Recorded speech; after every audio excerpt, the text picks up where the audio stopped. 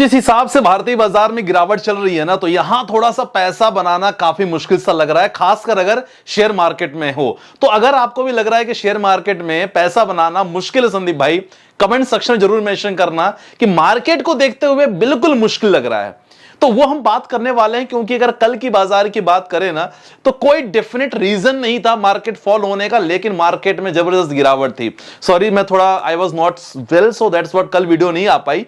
लेकिन इंपॉर्टेंट है, मंडे के मार्केट को ले भी ना माय डियर फ्रेंड्स बोलना नहीं चाहिए, टेंशन सा माहौल है। और वो अगर आप कुछ लेवल्स हम चेकआउट करेंगे, वो लेवल को देखते हुए अगर वो लेवल मार्केट क्रॉस करता है तो अगेन बहुत बड़ी गिरावट हो सकती है। तो यहां एज ए इन्वेस्टर काफी लोगों के मन में डर भी है, क्योंकि बहुत सारी डेडलाइन मैंने ऑलरेडी आपके सामने प्रेजेंट कर दी है। आज फिर बताने वाला हूं कि ऐसी कौन सी डेडलाइन है, ऐसी कौन सी तारीख है जिसको लेके इन्वेस्टर को थोड़ा ध्यान रखना चाहिए, क्योंकि मंडे का मार्केट अगेन कोई अच्छी खबर एज पर दैट टेक्निकल नहीं देखने को मिल रहा है। तो बहुत कुछ डिस्कस करेंगे, क्योंकि मंडे के बाजार में ना थोड़ा बहुत डर तो है, और बाकी मन में यह भी है कि भाई सब कुछ तो सही चल रहा है।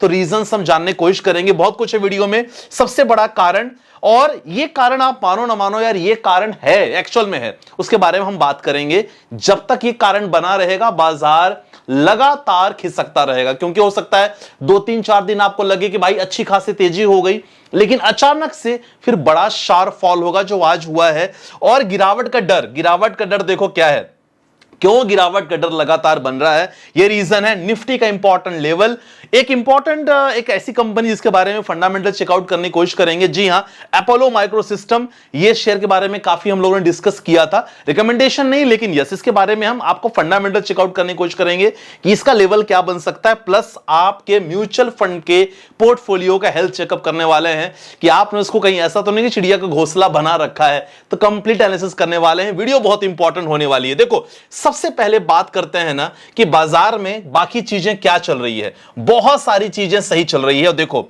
इंपॉर्टेंट सबसे बड़ा लेवल है 27 अगस्त, लगातार मैंने आप लोगों को बता दिया। और 27 अगस्त एक ऐसी डेट है जो डेट को लेके काफी चारों तरफ मार्केट में डर सा बना है। केवल मार्केट नहीं, इनफैक्ट एफआईआईज भी यहां लगातार इस चीज को देख के डर बन रहे हैं कि भाई 27 अगस्त में, क्योंकि उस दिन 50% का टैरिफ हमारा जो स्टार्ट हो जाएगा, 25% ऑलरेडी हमारा चल रहा है, 25% और हो जाएगा। मतलब भारतीय बाजार अगले दिन से 28 अगस्त से ही मान के चलो कि हम लोग 50% के लेवल पे होंगे। अब सोचो, उस 50% के लेवल में जितनी भी सेक्टर की कंपनियां हैं, उनका रेवेन्यू ग्रोथ को लेके बहुत इंपैक्ट पड़ने वाला। तो ये तो ग्लोबल सेंटीमेंट हुआ, और ये बाजार को सबसे ज्यादा टेंशन में है। तो 27 अगस्त ये इंपॉर्टेंट डेट है, ठीक है। और दूसरी इंपॉर्टेंट है, केवल एफआईआईज नहीं, इनफैक्ट डीआईआईज की अगर बात करें तो जैसे मैं आज वीडियो अगर बता रहा हूं, तो डीआईआईज कल के मार्केट में सेलिंग किया है डीआईआईज ने, लेकिन इससे पहले लगातार डीआईआईज घरेलू जो निवेशक हैं, लगातार उन्होंने पैसे तो निवेश किए ही हैं।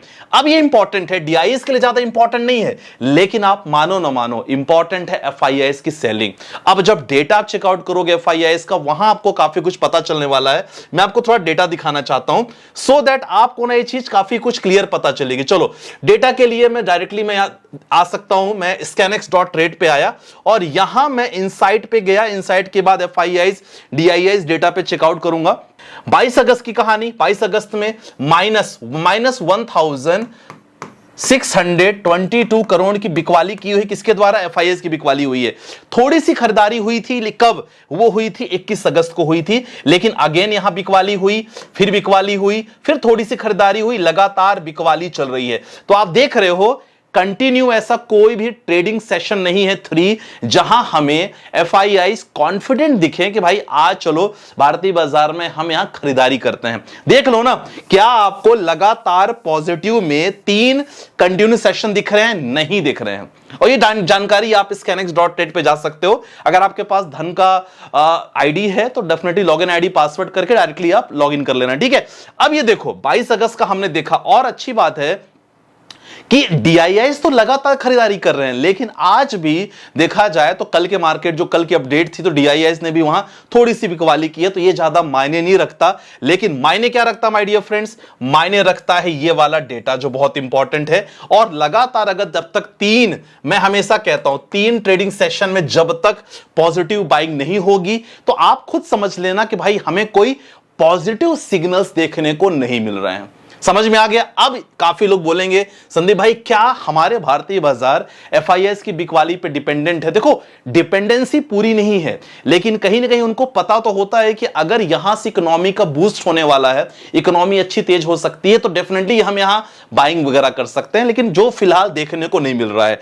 तो ये इंपॉर्टेंट रीजन जिसके बारे में हमने बात किया था। और क्या क्या फैक्टर इन्वॉल्व है, जैसे मैंने आपको बताया कि एफआईएस की सेलिंग सबसे इंपॉर्टेंट फैक्टर है, ठीक है ना। और रशिया यूक्रेन का वॉर, जी हां, रशिया यूक्रेन का वॉर की अगर बात किया जाए तो वॉर का इंपैक्ट मार्केट में पॉजिटिव है, क्योंकि रिसेंटली आपने देखा कि दोनों देशों के जो प्रेसिडेंट हैं उनकी मीटिंग हुई, और मीटिंग होने के बाद ट्रंप के साथ थोड़ा सा यहां मामला ठीक ठाक दिख रहा है, ठीक है। तो रशिया यूक्रेन का अगर वॉर के बारे में बात किया जाए तो यहां मामला पॉजिटिव है। तो बहुत सारी जो घटनाएं चलती हैं एक्सटर्नल इंटरनल, वो हमेशा मार्केट को उठाती है। तो फिलहाल ये पॉजिटिव है, लेकिन नेगेटिव क्या है जो मैंने आपको बता दिया। एफआईएस जीएसटी रिफॉर्म का जो काफी लोग कहते हैं संदीप भाई जीएसटी रिफॉर्म की न्यूज थी तब मार्केट क्यों पॉजिटिव नहीं हुआ? देखो, वो न्यूज ना, उस न्यूज को मार्केट ने 2-3 दिन पचाया, लेकिन लॉन्ग सस्टेन के लिए जो ग्लोबल सेंटीमेंट है ना, जब तक ग्लोबल सेंटीमेंट पॉजिटिव नहीं होगा आप ज्यादा उम्मीद नहीं कर सकते हो। यह बात जरूर है कि मार्केट अभी ओवरसोल्ड हो चुका है। अब ये 27 अगस्त की जो डेट है ना सर, ये बहुत कुछ डिसाइड करने वाली है।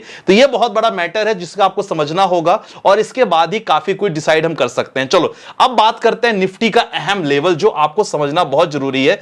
अगर मैं यहां ट्रेडिंग व्यू पे गया हूं, मैं डायरेक्टली यहां डे पे गया और टाइम फ्रेम हमने डे रखा है, और आप देख सकते हैं अगर डे फ्रेम का टाइम फ्रेम रखा तो इंपॉर्टेंट जो सपोर्ट बन रहा है इस समय मार्केट का ना माय डियर फ्रेंड्स, वो सपोर्ट बन रहा है 24,870। और 24,870 मतलब आप समझ रहे हो, आप ये देखो 24,870 एक लेवल है। जब मार्केट कब हुआ था? वो मार्केट हुआ था 24 जुलाई को। अब ये 24 जुलाई के बिल्कुल लेवल के पास में मार्केट पहुंच चुका है, समझने की कोशिश करो। अब देखो ये जो लेवल है ना 24,870 एक इंपॉर्टेंट सपोर्ट लेवल है, ठीक है। कौन है? 24,870। और यहां से अगर फॉल होता है, बीच में सर कुछ नहीं है, बीच में सीधे फॉल होगा 24,600 पे जाके। 24,600 का एक इंपॉर्टेंट यहां फॉल हो सकता है, मतलब लगभग 200 पॉइंट का फॉल हो सकता है। और बीच में जो गैप है ना, ये हो सकता है कि मार्केट ये गैप फिल करने की कोशिश करे, और यही मुझे लग रहा है, क्योंकि ज्यादातर ना केवल चार्ट पैटर्न को देख के मुझे ऐसा लग रहा है।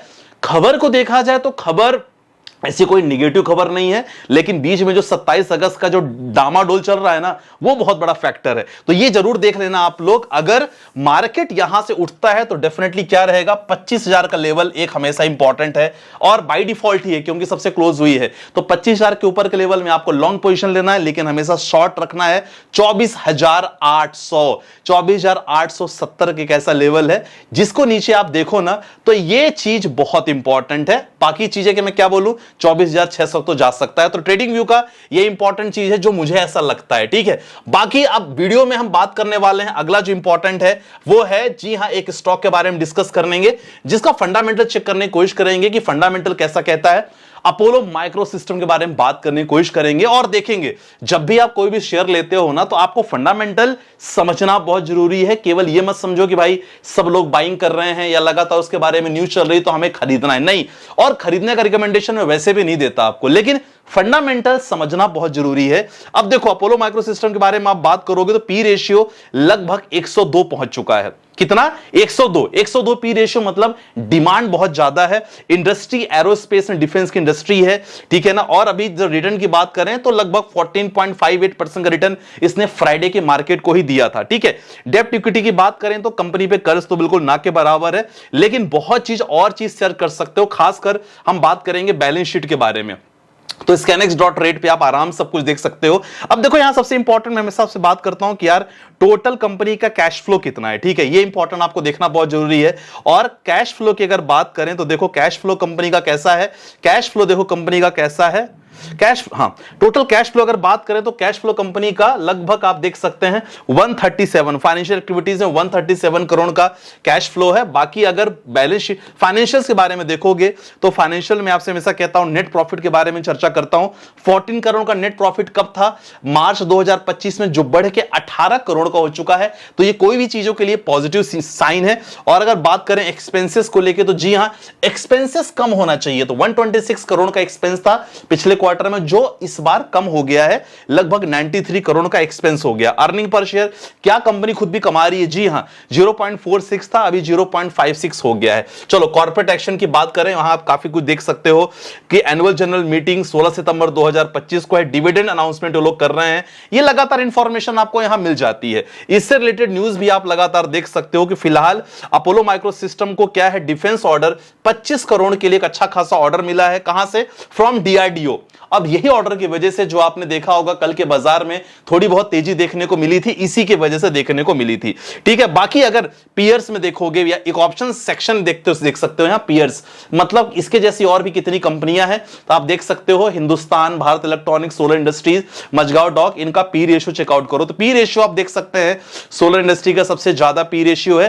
पी रेशियो मतलब यह बताता है कि हमेशा कोई भी शेयर को अगर बात करें तो शेयर में कितनी डिमांड है, प्राइस टू अर्निंग रेशियो कितनी डिमांड है, और बेस्ड ऑन दैट हमें हमेशा आप कोई भी स्टॉक अगर ले रहे हो तो उसको पिकअप करना चाहिए। नेट प्रॉफिट लगातार आप चेकआउट कर सकते हो। ठीक है, और एमएफ होल्डिंग भी आप यहां देख सकते हो, खासकर शेयर होल्डिंग पैटर्न पे हम जाएंगे तो आप देख सकते हैं। प्रमोटर की अगर बात करें तो प्रमोटर ने अपनी थोड़ी सी स्टेक कम किया है। एफआईआईज की बात करें तो एफआईआईज ने अपना स्टेक बढ़ाया है। किसमें किसमें की बात करें? जी हां, अपोलो माइक्रोसिस्टम में 0.93% था जो 7.16% हुआ है। तो ये सारा चीज आप लगातार यहां देख सकते हो scanex.trade में। ठीक है, चलो ये चीज हमने देखा कर लिया। अब आपके आते हैं पोर्टफोलियो को लेकर, पोर्टफोलियो पे हम बात करेंगे। ठीक है ना, चलो पोर्टफोलियो को लेकर बात करते हैं। क्या रहेगा? ये रहेगा पोर्टफोलियो, और इसके बाद फाइनली हम बात करने वाले हैं कि एज ए इन्वेस्टर आपको यहां क्या करना चाहिए। जो सबसे इंपॉर्टेंट है उन चीजों आपको सबसे ध्यान रखना है। ठीक है, चलो सर मेरा नाम विष्णु ठाकुर है, मैंने गुजरात से हूं, एसआईपी स्टार्ट कर, आपसे रिक्वेस्ट है कि मेरा पोर्टफोलियो रिव्यू कर लीजिएगा। मंथली इन्वेस्टमेंट 13,000 है। बंधन small cap, Kotak mid cap, quant large cap, Nippon flexi cap में किया है। टाटा इंडिया का pharma health care, bank index fund कर रखा है आपने, आईटी इंडेक्स फंड रखा है आपने जो 3,000 करके रखा है। बेटर है केवल 1,000 रखो, कोई भी सेक्टोरियल फंड में रखो, बाकी आप कोई भी मिड कैप में कर सकते हो, बाकी सब बढ़िया चल रहा है। अगला क्वेश्चन सर पोर्टफोलियो रिव्यू कर लीजिएगा। प्रिया शर्मा है, Kotak flexi cap fund, HDFC का mid cap, ICICI multi asset fund. Flexi ठीक है, मिड ठीक है, आईसीसी मल्टी एसेट ठीक है। वन टाइम आईएनडी मनी द्वारा उन्होंने किया है, और हस्बैंड का पोर्टफोलियो चेक करना है। Axis multi, HDFC small, axis large, ठीक है चलेगा। ठीक है, आपने फ्लेक्सी लिया है, मिड लिया है, मल्टी एसेट लिया है। यहां चाहो तो एक स्मॉल कैप भी चाहो तो ले सकते हो, अगर आपका टारगेट लॉन्ग टर्म है, 10 साल का डेफिनेटली प्लान कर सकते हो। मल्टी एसेट है, स्मॉल कैप लिया है, लार्ज, ये वाला ज्यादा बेटर है, इसमें आप स्मॉल कैप एक ऐड कर सकते हो। चलो अगला क्वेश्चन लेते हैं। अगला संदीप सर नमस्कार, वीडियो से पढ़ देता हूं, मुझे बहुत मोटिवेशन मिलता है, मेरा पोर्टफोलियो रिव्यू कर लीजिएगा। मुकेश बघेल है, एज 35 है, टारगेट 20,000 प्रति महीना है। मुतेर ओसवाल का निफ्टी स्मॉल ईटीएफ, आपने ईटीएफ में निवेश ज्यादा रखा है। मेरे assets Nifty mid cap 150, Nippon India Hang Seng, Nippon India Nifty 50 20, पराग पारिक फ्लेक्सी कैप फंड। देखो अगर आप ईटीएफ में कर रहे हो डेफिनेटली आपका एक रवैया अलग होना चाहिए, क्योंकि यहां बीच में प्रॉफिट बुकिंग डेफिनेटली आप कर सकते हो। बाकी अगर पराग पारिक फ्लेक्सी कैप फंड के बारे में बात करेंगे ठीक है, बाकी मेरे एसेट्स गोल्ड ईटीएफ के बारे में बात करेंगे तो ठीक है, ये सारा चीज आप डेफिनेटली प्लान कर सकते हो। लेकिन ईटीएफ हमेशा जब भी प्लान करो तो अमाउंट छोटा छोटा ही रखो, ज्यादा अमाउंट मत रखो। ईटीएफ में हमेशा मैं कहता हूं कि आप हमेशा लमसम प्लान किया करो। अगला क्वेश्चन है सर, पोर्टफोलियो रिव्यू करना है, एज 39 ईयर्स है, 4 साल की एसआईपी करना है इसमें।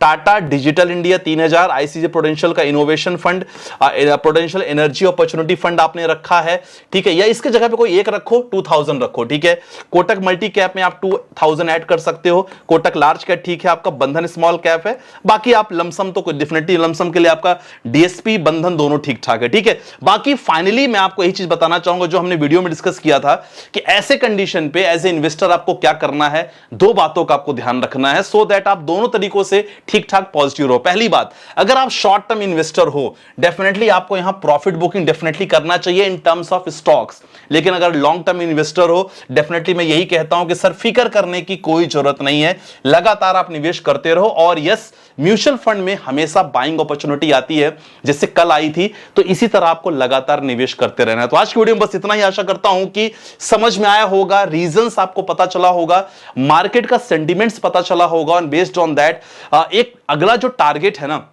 एक रुकावट है मार्केट को भी आपको पता चली होगी। तो आई होप आपको समझ में आया होगा।